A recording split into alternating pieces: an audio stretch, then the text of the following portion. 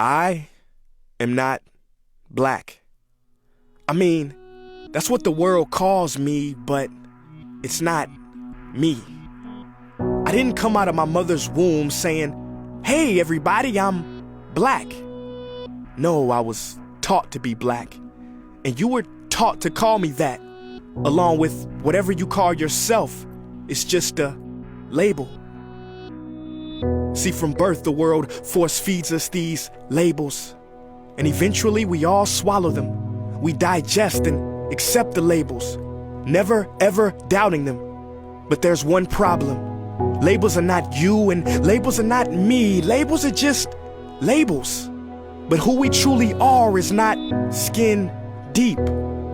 See, when I drive my car, no one would ever confuse the car for me.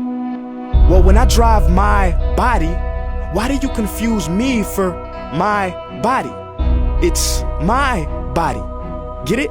Not me. Let me break it down. See, our bodies are just cars that we operate and drive around. The dealership we call society decided to label mine the black edition, yours the Irish or white edition.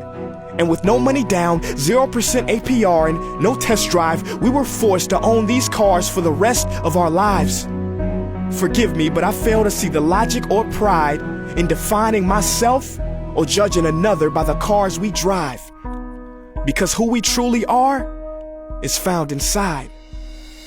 Listen, I'm not here to tell you how science has concluded that genetically we're all mixed and race in the human species doesn't exist, or how every historian knows that race was invented in the 15th century to divide people from each other and it has worked perfectly. No, I'm not here to lecture. I just want to ask one question. Who would you be if the world never gave you a label? Never gave you a box to check?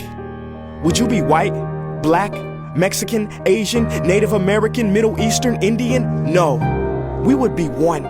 We would be together. No longer living in the era of calling human beings black people or white people.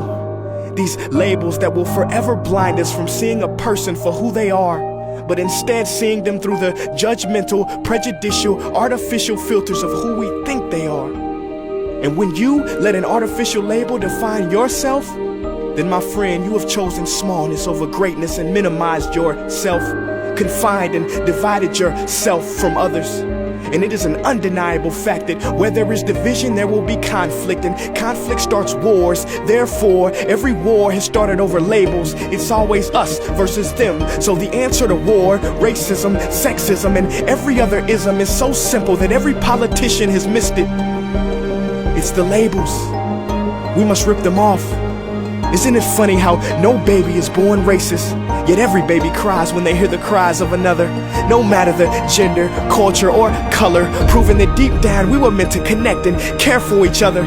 That is our mission, and that is not my opinion. That is the truth in a world that has sold us fiction. Please listen, labels only distort our vision, which is why half of those watching this will dismiss it or feel resistance and conflicted. But just remember, so did the caterpillar before it broke through its shell and became the magnificent butterfly.